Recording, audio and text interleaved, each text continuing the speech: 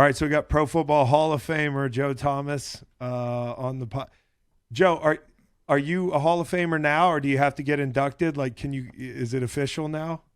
Yeah, the funny thing is somebody asked me that the other day, and I was like, you know what? That's a good question. I'm not sure, but I don't think I'm actually a Hall of Famer until you get the bust unveiled, you get the jacket, and right now I'm just a Hall of Fame elect. Yeah, so hopefully I don't elect. do anything between now and then that gets him to second guess their thoughts about putting me in the Hall. Yeah, Meg said you're engaged. Yeah, you're engaged. Yeah, I'm engaged. Yeah, perfect. Don't commit any high crimes in the next few months. We need you. We need you across that stage, brother. But the first question I was going to ask you before we get into the whole thing, because I heard a lot about the Walter Jones thing, how he came to the door and your son answers and all that stuff. It's like an amazing. You couldn't write it up better.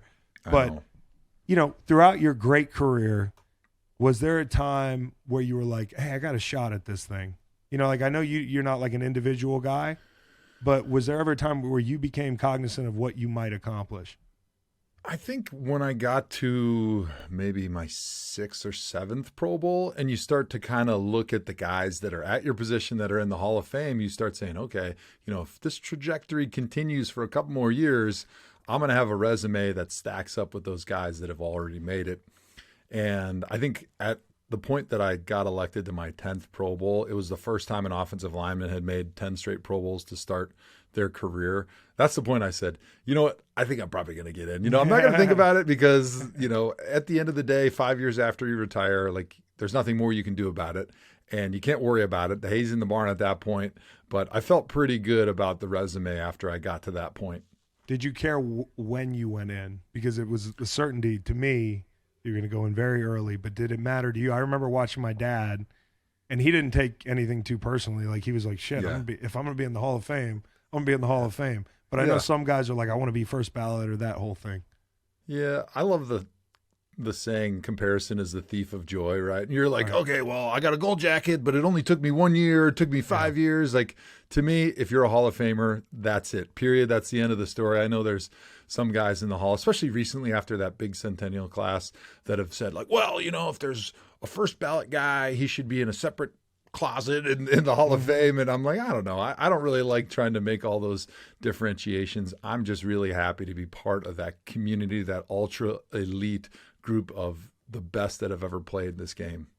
Is there somebody you're really excited about sitting with in Canton or catching up with? I know like you're a big, obviously Walter Jones guy, but maybe a guy you haven't spent time with yet. Just hanging out with the offensive linemen is going to be really fun because those are dudes that I watched as a kid, that I modeled my game after. And when Walter Jones came to my house, him and I were just talking about it. And he's like, you know what? When we go down to Canton and there's 80 or 100 other Hall of Famers down there, he's like, it's just like sitting at the lunchroom your first day in training camp. Like the OLine dudes, they're going to hang out and they're going to find each other and they're going to start telling stories because there's just something about that brotherhood of offensive linemen. Tell us the story about how you found out. I'm yet to see it. I'm sure the video's out there, but I've heard about it.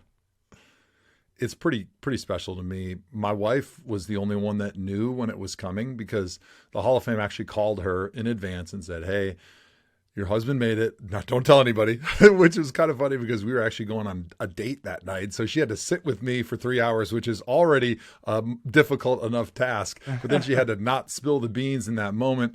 And then the knock on the door was going to come about a week after that.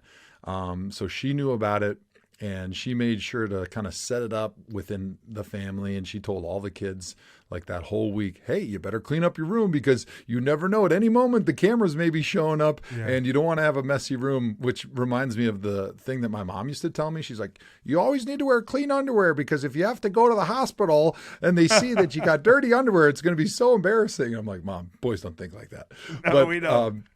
So my wife set it up by saying, hey, we're going to go out to dinner with the neighbors tonight. It was like a Friday afternoon. The kids had just gotten back from school. And she's like, but we need to talk with the kids a little bit just before we leave for dinner. And I'm like, okay, great. So we'll all go in the kitchen. That's kind of where we hang out. That's, where everybody hangs out is in the kitchen. And we're getting ready to go out with the neighbors.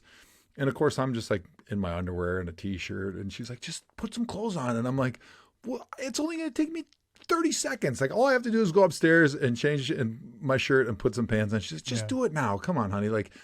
And I was like, man, she's kind of being a little bit persistent about this. Like, just lay off, lady. Let me get dressed when I want to get dressed. And she's like, just do it. I'm like, all right, whatever. A good husband, you always defer to the wife. She knows best. It's not worth a battle. So I went up, I got changed, I got dressed, and we were in the kitchen. We were just talking with the kids. And all of a sudden we hear a big knock on the door. But everybody but Annie, my wife, thought it was just the neighbor kids coming over to play with our kids, right? Because we live in a neighborhood and there's a bunch of their friends that are always after school running over and just banging on the door like anybody that lives in a neighborhood with little kids. And so my kids, co-host, yeah, exactly. Yeah, my kids just run to the front door because they think their friends are going to be there. And within 10 seconds, I hear my daughter Cameron. She goes, "There's a guy with a coat at the door." And the first thing I thought was, is somebody trying to sell us something? Like, is this pest control, or is this somebody selling like lawn care or door-to-door books or dropping off phone books or something goofy? And then right away, my son goes, "Dad, we made it. We made it, Dad." And it still took me a split second because I was so caught off guard, because this happened like 2 weeks before the announcement at the NFL Honors. And after about 5 or 6 seconds, then I realized it sunk in that moment, because I saw how excited he was, that like, holy cow, this is the knock on the door. Yeah. This is how it's happening. Yeah. And so I walked around the corner and I saw big Walter Jones standing there taking up both door frames with his gold jacket on. And I walked outside, and it was a beautiful day in Wisconsin in January. It was like 10 below zero. It was miserable. There's Walter and like 10 or 15 guys with microphones and cameras. And I walked outside, and Walter said, "Welcome home, Joe." And I gave him a big hug. And then that's kind of when it sunk in, and I started kind of tearing up a little bit. But I was so caught off guard, and I was so emotional in that moment that I didn't know what to do, because I hadn't thought about it at that point. I thought, hey, I got a couple weeks before the Super Bowl when the announcement happened, so like nothing's going to happen right now. And so I didn't invite him in right away, and they were freezing their balls off. And I felt kind of bad, because then I kind of like snapped out of it, and I was like, "Oh, do you guys come in? Like, what happens now? I'm not exactly sure. This is my first time. Forgive me." So we brought him inside. But then reflecting back on that moment and seeing the video after they put together the knock video, and seeing the excitement of my kids, and knowing that Walter Jones was my idol, and he was the guy that I modeled my game after, being the one that knocked, but then having my kids see him first and then be the ones that told me. It was like a script that you couldn't have written any better in Hollywood. And to be able to share that moment with them just makes it even more special than I ever could have imagined. Was there a guy, when you saw the other guys getting inducted with you, that you're really excited about going in with?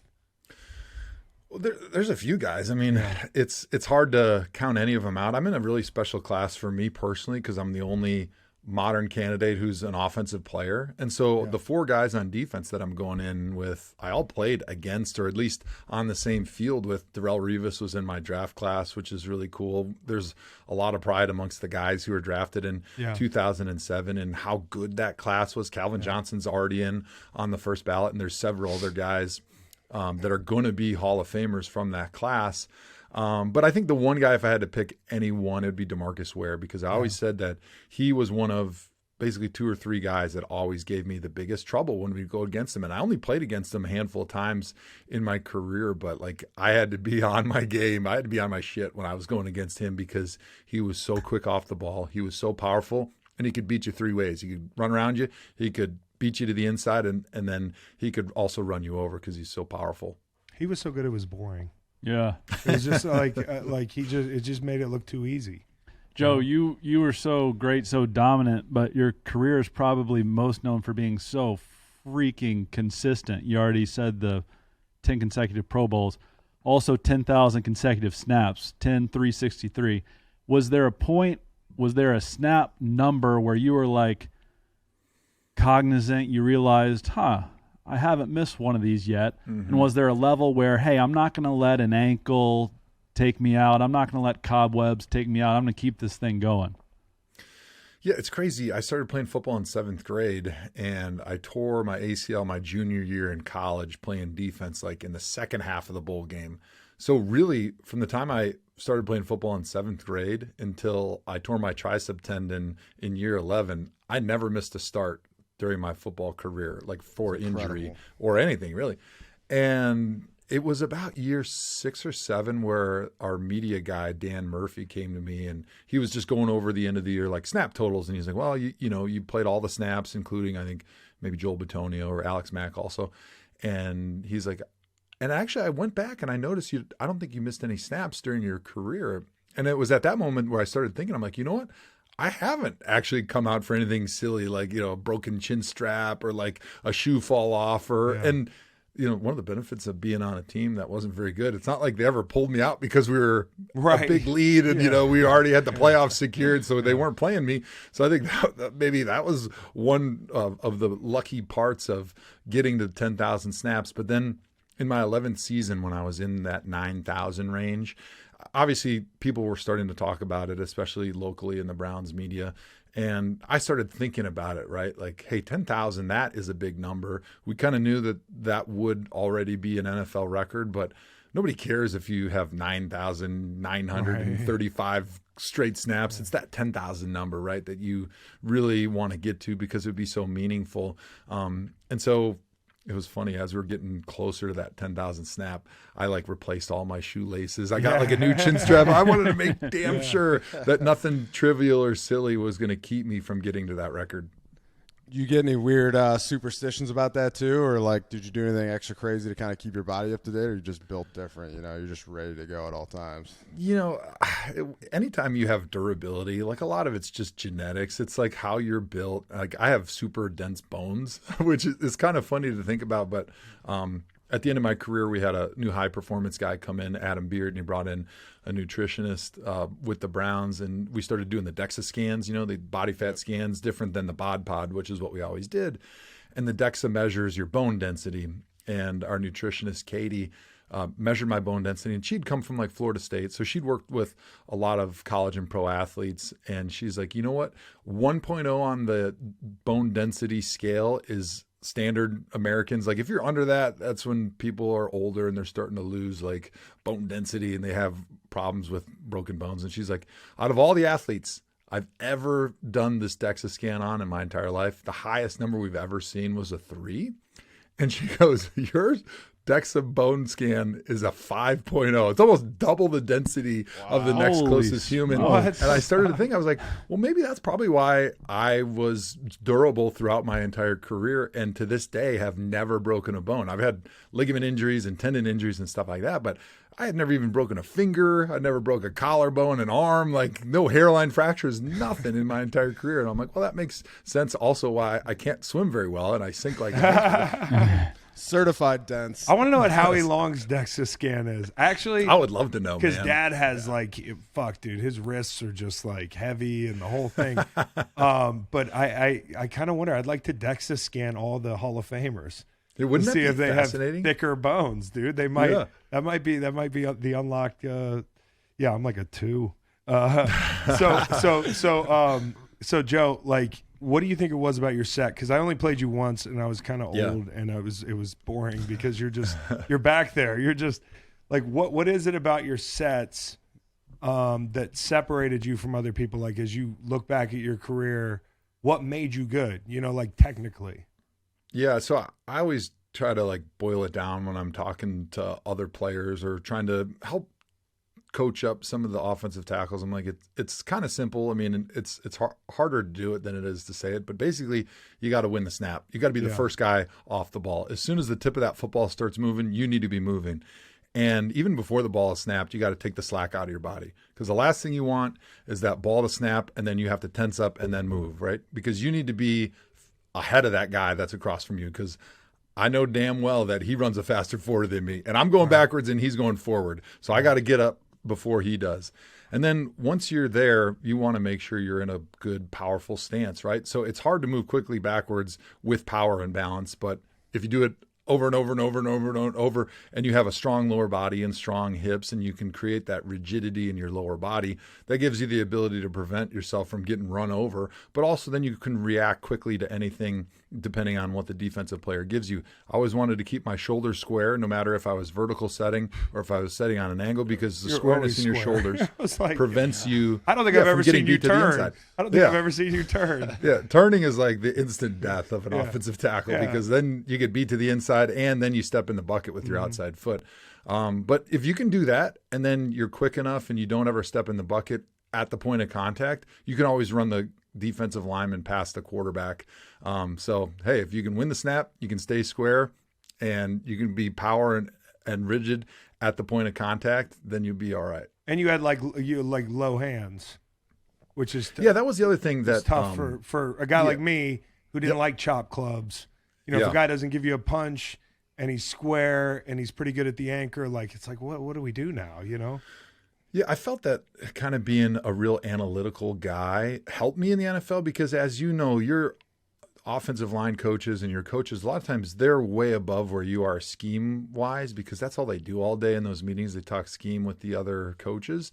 But technically, a lot of times, especially after you get to the middle part of your career, like, you probably know as much as they do technically, and sometimes even more. And so they're giving you sort of the baseline of what you need technically. Right. And for me, one thing that I always thought was kind of funny was, especially when I started, Chris, you might remember this, like everybody talked about punch. Like they wanted you to try to be like Mike Tyson and punch a hole in the defender, and that was going to stymie them, and then it was going to stop them. But I'm like, dude, every time I see somebody do this, they get their hands swiped down, because all I see these defensive linemen do all offseason is work with karate masters on knocking down people's hands. So why would I throw two hands at somebody if all they're going to do is use that as bait and knock my hands down and get around me? So I started really thinking about using independent hands. And I think instead of thinking in my head punch, I was thinking violent grab, right? Because I knew that if I tried to punch, I was going to lose balance. I never saw Mike Tyson punch with both hands at once. He would always punch independently, right? That allowed you to keep balance. And then that kept you ahead of a guy like you who wants to knock your hands down and then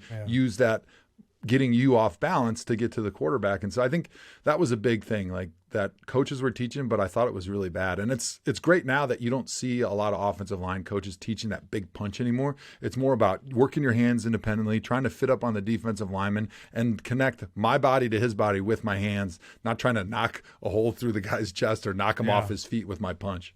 Yeah. That's one thing, Chris, you know, we're D-linemen, so we love getting into the specifics of O-line, D-line play. And one thing we were talking about a little bit that we want to ask you about is just the evolution of pass rushers. So you played, 11 years, and obviously you saw, guys like DeMarcus Ware that you mentioned earlier, but it feels like, the pass rush game is always evolving. I feel like you did such a good job of having the same set every time. Yeah. You're very cognizant of that. You just, what's the quote? Like, I don't fear the man that's, practice 10,000 kicks, or 10,000 punches, but 10,000 punches, or one punch 10,000 times. Got fucking butchered. You got to do that 10,000 We'll more times. we'll edit that one out, and you get one more chance at No it. kidding. Write You're it not down. the guy who practices 10, whatever. You get the fuck. Yeah, I'm Bo, saying. there's Moving on. Bo, there's an old Chinese proverb Bro, that fucking effectively tag says, me in, man. That was I've been sitting Sun over here Tzu. waiting for my Jack, time. He said that. Jack, He was talking about that. Jack of all trades, master of none. Yeah, that's right. what it is. Anyway, what I was getting at is how has pass rush evolved during the course of your career? You see guys doing the ghost rush now, and the cross chop's a really sexy one that edge rushers love to hit. Like, did you feel pass rushers evolved during your course as a left tackle? Yeah, it's interesting. So I got to work with some MMA guys in the off season. Early on in my career, I worked with Tunch Ilkin, who was the guy that developed like the Tunch punch system. Yeah, I've heard and of then And then Joe Kim, he was a Joe guy Kim. that's worked with a ton of defensive linemen. I was with him in New England. There you go. He was in New England. He was like a pass rush specialist, and he was, I think I want to say judo or taekwondo. Like he got a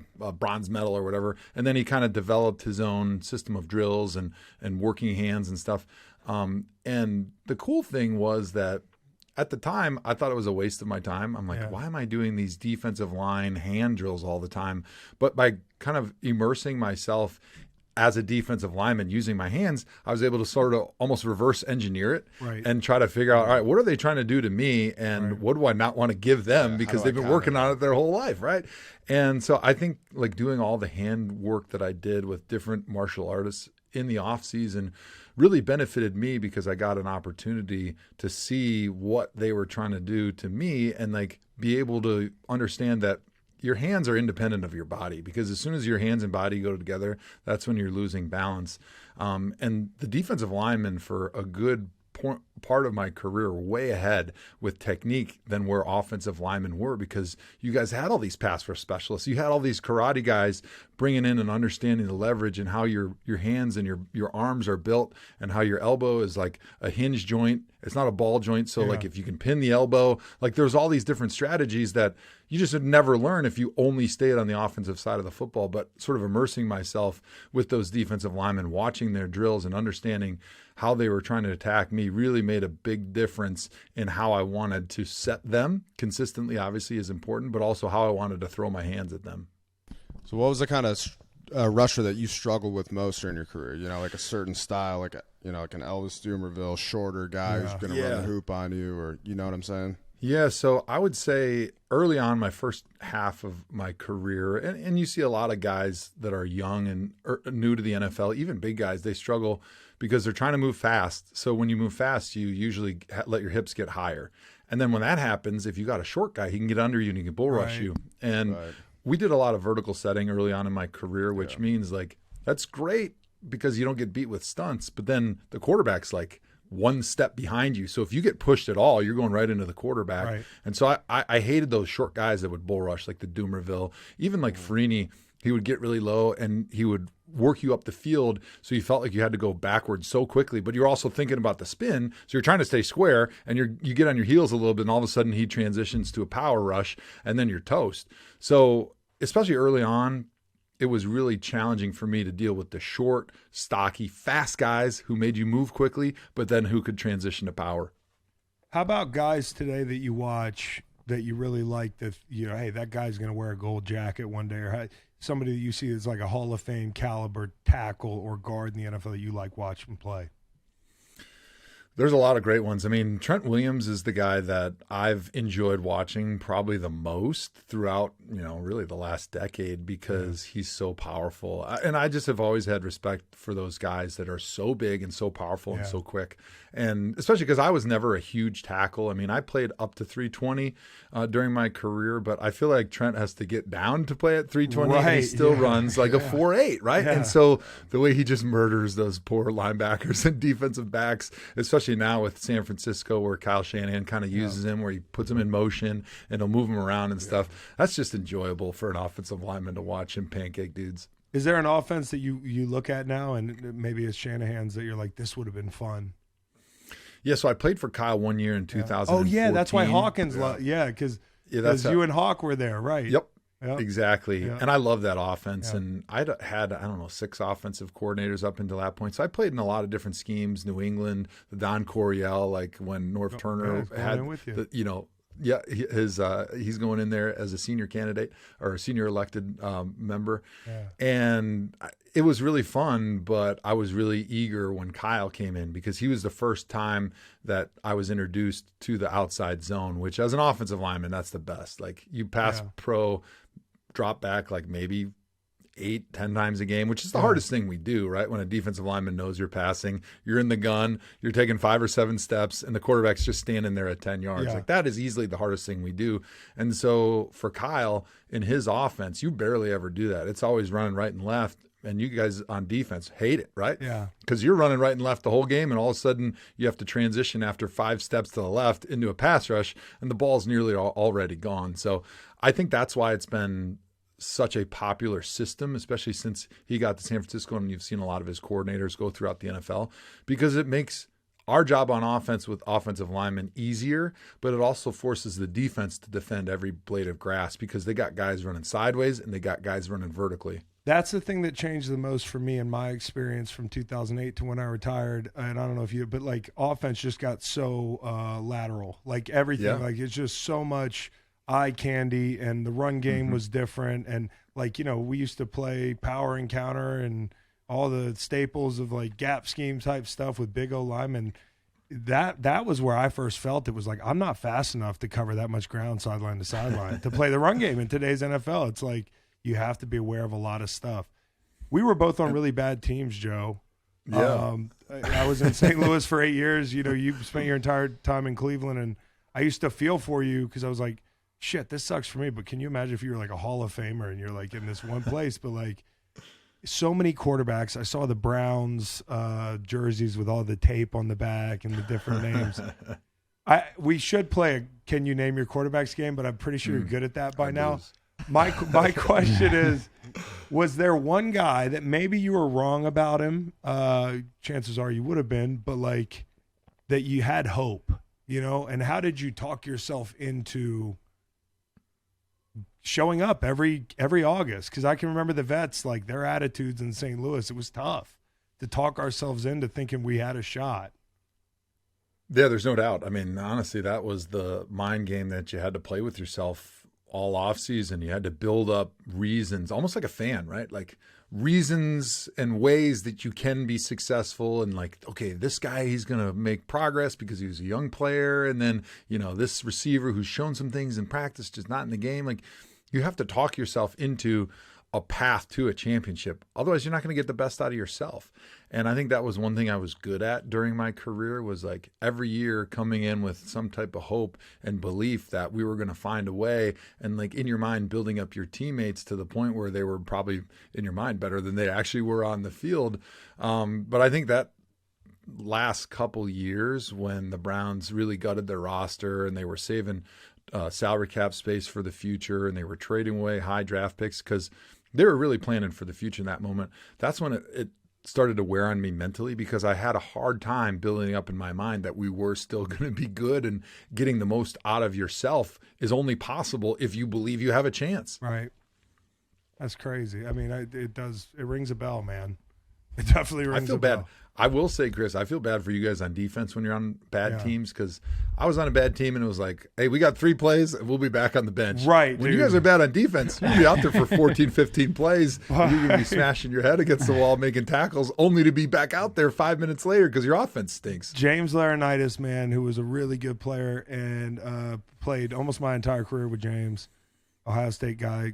Obviously, you guys know him, but Minnesota guy too. Yeah, Minnesota guy, hockey guy, you know, the whole thing. Probably ice fishing and all that shit y'all do. But, you know, like James played his entire career in St. Louis. He escaped for New Orleans, but his body just fell out from under him the first camp. Yeah. You know, and so much of it was because, and I can tell you, like, I aged faster than I should have in the NFL because we were playing the damn run so much. And we were on that Edward Jones turf and all that stuff. And, yeah, losing takes a toll on defense. That's a great point, Joe. You almost escaped. I heard this story that Peyton Manning called you, which I think is tampering, but there's a statute of limitations on that, I think. That's right. What happened with Denver, and was it legitimately almost a thing? So I'm laying in bed one night, middle of the season, I want to say like October, right kind of before the trade deadline. And I'd heard through the media and through my agent that John Elway from the Broncos had called the Browns and was trying to trade for me because the Broncos had just lost their left tackle. And this was the year they ended up going on and winning the Super Bowl. And obviously with Peyton, he was getting a little frail at the end, and they needed some good pass protection. They didn't want to leave their left tackle to chance with a backup. And I guess the Browns and the Broncos had kind of worked out some reasonable compensation for me. I think it was like a first-round pick and like a player or something like that. But the Browns didn't want to do the deal. I think there was some concern probably within the organization. Hey, we're not playing all that well, and if we trade this guy that's been here for a while, that's played really well for us, that's, you know, really invested in the community, might not look so good for us. So maybe we should just hang on to him unless we get some just crazy offer. And so I'm laying in bed and I get a text on my phone. We're watching Sunday Night Football. I got ice on my knees. And the text message says, hey, JT, this is your Pro Bowl drinking buddy. Give me a call ASAP. And I'm like, okay. That narrows it down to about 99 other guys. Because if you remember the old Pro Bowl in Hawaii, basically that's all you did is you hung around the pool bar and you drank Mai Tais with all the other guys. So he piqued my curiosity and I called the number, and sure enough, Peyton Manning, hey, JT, this is Peyton. As you probably heard, Broncos were trying to trade for you. We need a left tackle. Let's go win a Super Bowl together. I'm like, well, you know, I appreciate it, man. But I love Cleveland. And if I get traded, it's not like I have a no-trade clause. So if it happens, it happens. And I would love to play with you, obviously, but I'm really happy in Cleveland, and I want to finish what I started here. And he's like, well, I was worried you'd say that, but just listen to me for a second. He's like, we're going to win a Super Bowl this year, but you need to do me a favor. He's like, go up in your general manager's office and you need to do something to get yourself out of there. He's like, when he's not looking, pull your pants down, take a crap on his desk, and then they'll have to get rid of you. Oh, okay, Peyton. Sounds like a Seinfeld episode here, but I'm not sure that that is exactly what I want to do because things have been a little tough, and I'm happy to be here. And so he's like, all right, I get it. He's like, I appreciate your loyalty. We hung up, and I think it ended up working out good for everybody after that moment because Peyton, he ended up winning his Super Bowl that year anyway. And then from that point forward, in the next 2 years, I ended up winning one more game. So I think it worked out better that nobody was traded before the trade deadline. Just being real with you, man, like I know your legacy's perfect. Like it's perfect. You wouldn't change a thing and people don't like going back and you're loyal and the whole thing. But I'd have to wonder, I wonder sometimes, hey, I wish I was maybe drafted somewhere different. Even though I love St. Louis and the whole thing, do you ever think like, man, I wish that had happened at some point, maybe in a more easily digestible situation for Cleveland? And where did you think about playing? Yeah, certainly there was a lot of misery in my career in Cleveland because of all the losing. You guys know as players how horrible it is to wake up on a Monday morning after you lose and then to just do that over and over and over again. And every 2 years, your coach is getting fired. As a matter of fact, I had one coach that only made it 1 year. He didn't even make it 12 months. He got fired. Yeah. And so having that constant turnover, having that constant swirling of rumors about, everybody's going to get fired and who's going to be here next year, it makes it difficult to just enjoy being a professional athlete. But I will say, like, reflecting back on my career, I think it made me a better player in the end because you guys know this. When you win, it deodorizes everything. The coaches come in happy, and maybe your hand placement was a little bit off or your footwork was a little bit off or maybe you didn't have your eyes in the right place. And that stuff gets swept under the rug when you win. Yeah. But when you lose, there's a magnifying glass on everything, and it forces you to be laser focused on every single thing you do because you never want to be the reason that you're going to get called out and that your team loses. Yeah. And so I think it actually forced me to be reflective on my own game at a higher level than if I would have been on a team that was winning consistently. And the line's thinner between winning and losing, so the chances of you being that guy are much higher.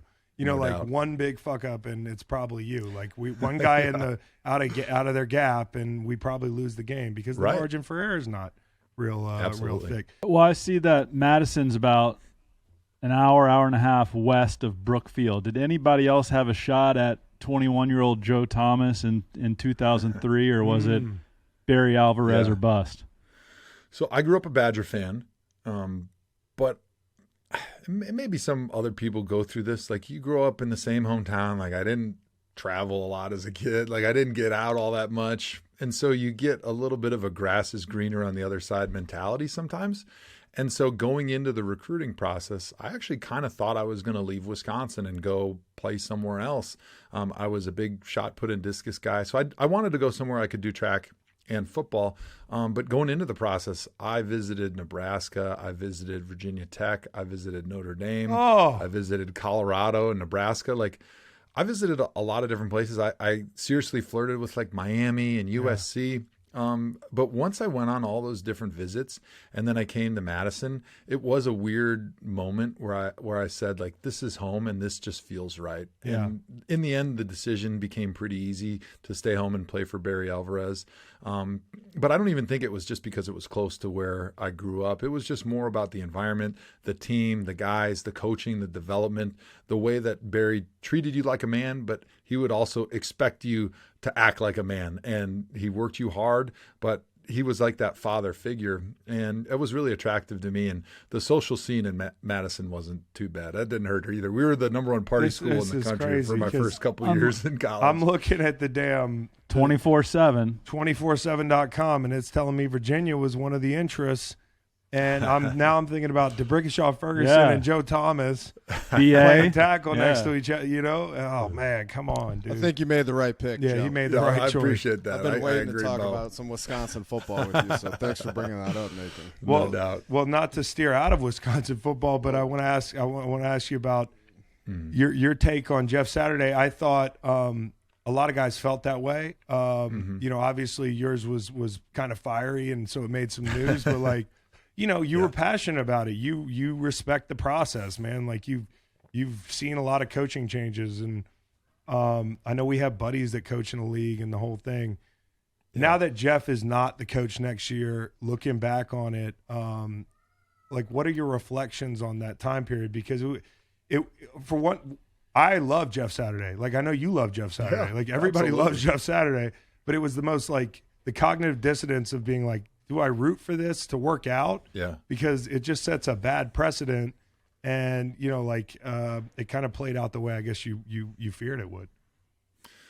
And there was so many things inside of me that were kind of torn because, like you mentioned, I love Jeff Saturday as a man, as an analyst, as a player. Like, he's top notch. And and that's why you saw all of his former teammates and coaches in Indy defending the decision. And you saw his colleagues at ESPN turning themselves into pretzels to trying to figure out how do we defend this decision. Yeah. But in the end, I kept thinking, this is bad for everybody. Yeah. Jeff, if I could be your advisor in this situation, I know it's so tantalizing to be a head coach in the NFL because people work their entire life to have that opportunity. And he is a great leader of men. So I'm sure in his mind, he kind of convinced himself that even though this was not the normal path, like, I believe that I can have an impact on these guys and I can turn this around and stuff. But I just have too much respect for the challenges of being a head coach.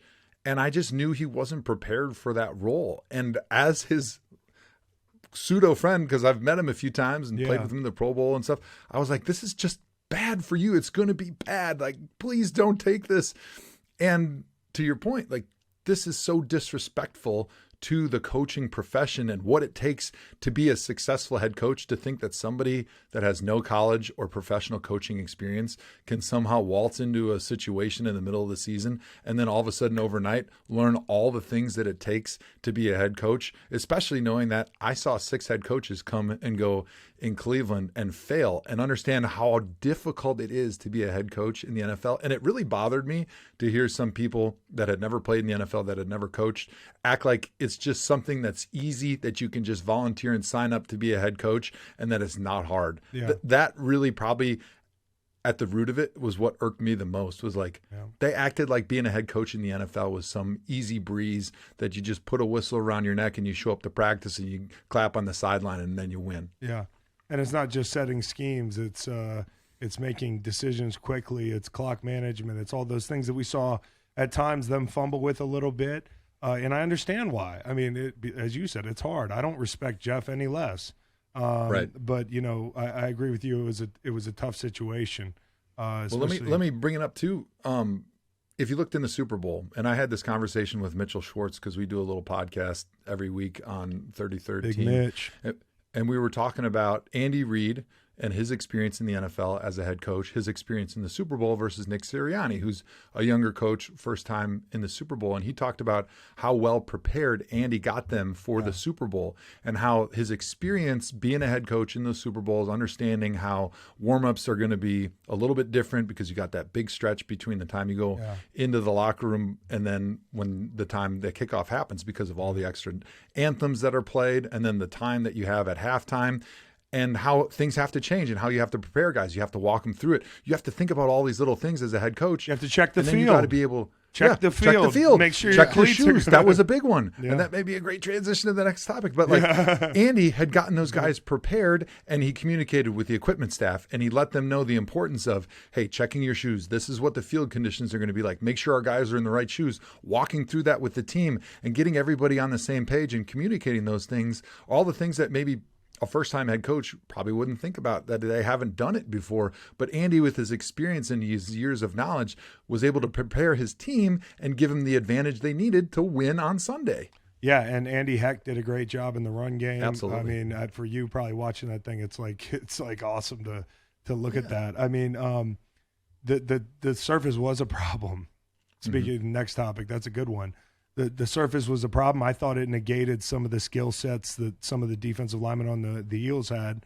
What did you think as you watched that play out and the matchups that were won and lost? So Colt McCoy, one of my best friends, played with him in Cleveland. He was the backup quarterback in Arizona, played a bunch this year. And it was cool because we rented a house for the Hall of Fame stuff that was right down the street from him. Had a birthday party at his house on Friday night for my 10-year-old daughter because we have kids about the same age. Yeah. And we were actually talking about this before the game. And he was talking about the field, and he's like, I think it's one of the best fields in the NFL, but it's going to be a little bit slippery for the guys that aren't prepared because they grow the grass outside and they bring it inside. And he said it's like a really tight, like soil. It's really compact. It's really hard. But then on top, they've got a little bit of grass that if you don't get your cleats into it, it's not going to sink in. It's almost like a track with a little bit of grass on top. And so when you see defensive guys slipping, a lot of times it was because they're on the side of their shoe. And typically when you kind of put the knife edge of your shoe in the ground, it'll catch, especially in turf. It's going to catch in softer soil conditions. It's going to catch. But when you have that hard soil, that hard track with a little bit of grass that can get a little bit of wet because they're bringing it inside, they're going to slip. And you saw that with a lot of the guys from the Eagles, especially the pass rushers that like to play outside of the framework of their body. They like to put the knife edge of their foot into the ground to try to create that leverage, to try to create those quick cuts. And when you look at the stats, there was somebody that did like a rundown of how many times the Chiefs slipped versus the Eagles. It was almost double that when the Eagles were slipping versus the Chiefs, and it made a big difference in that game. Yeah, Big Cat had a really good thing from Pardon My Take. I don't know if we watch those guys, but Big Cat had a really good thing about how the creator of this new breed of grass is a big Chiefs fan. And, like there was this whole conspiracy theory about the numbers, as you put it, were skewed majorly to the side of Chiefs staying on their feet. Now, part of that is the experience and actually paying attention and changing your cleats and that sort of thing. And part of it, I think, is because of the style of play of some of those defensive linemen for the Eagles. No doubt. I'm really curious from your perspective, guys, because as an offensive lineman, we never play outside of our base because we can't, or we'd fall down, right? But for you guys, that's what you do. Obviously, you got your weight in your hands and your stance. You're getting off. You're playing on the outside of your shoes. And I'm wondering if the shoe manufacturers are going to kind of change their design a little bit, because nobody puts any nubs on like the side of the sole of the shoe. Yeah. And if you watch guys that were slipping, it was because they got up on kind of the side of the sole of like the plate of their shoe, and it's just smooth there. There's no nubs. But all you would have to do is put some nubs kind of on the outside of that plate of the shoe, and it would give you enough grip to be able to get the rest of your cleats in the ground in that moment when guys were starting to lose their footing.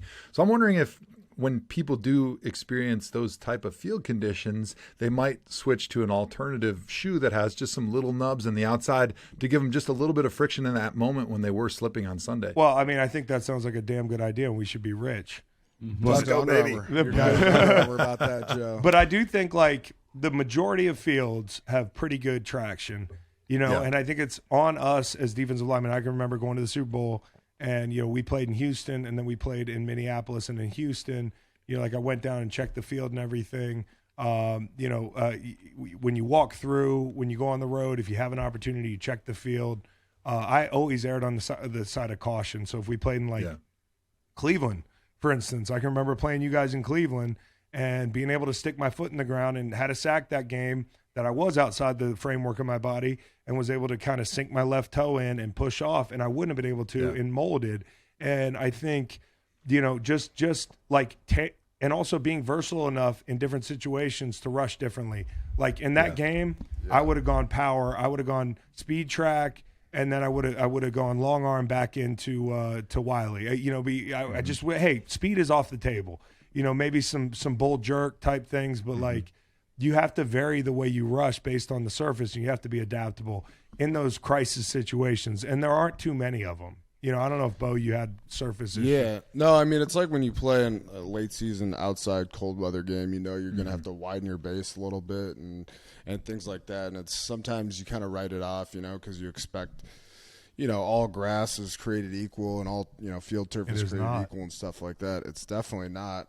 So it is interesting to see in a pretty prolific Eagles pass rush had 0 sacks, which was a big impact in the game. But, like you were saying about being on the outside of your foot, like if you're trying to make a hard inside move, sometimes like you slip. Yep. Guys will slip out, and guys like Hassan Reddick. I saw Javon Hargrave on the ground a bunch, slipping out, directly out of his stance. Yeah. So I think like small things like, kind of not getting up on your toes so much in your stance, like getting more of your cleats in the ground and then just widening your base. But it's hard because you want to go to your fastball and your best rushes so much in the biggest game of your career, and you want to go to your best move, and sometimes that's off the table with the surface. I was surprised at how long they let that thing play out without making a big adjustment, like the way they rushed or the cleats.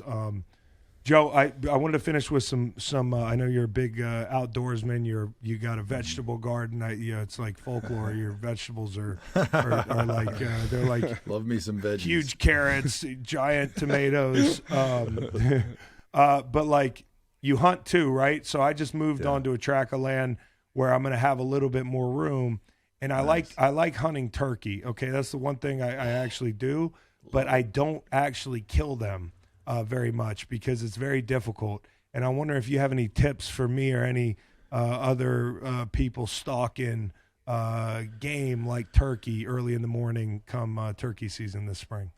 So you'll have to clarify for me. You hunt turkeys, but you don't shoot them? Well, because you just take a picture of them? No, or you just haven't got it close enough to kill them? I've had a hard time. Bird watcher. I've had a hard time calling them in. My last farm that I had is heavily wooded and mountainous. So, I got a buddy from like Southwest Virginia is like, well, we're going to hike these mountains and we're just going to chase them down. And like, that's not the way you do it.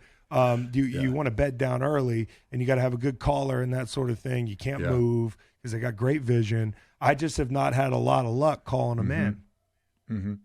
All right, here's my general turkey strategy. Okay. You try to find where they are by calling, right? You'll hear them, and then you want to get like as close as you can and get them as fired up as you can, and then shut up and wait 30 minutes. And right when you think you should get up and move, wait another 30 minutes. And the best calling is no calling at all, because you're just trying to get that thing fired up and then make them find you, make them get curious and come to you. But one thing I know is they got way, way better vision and hearing, and they can triangulate where you are.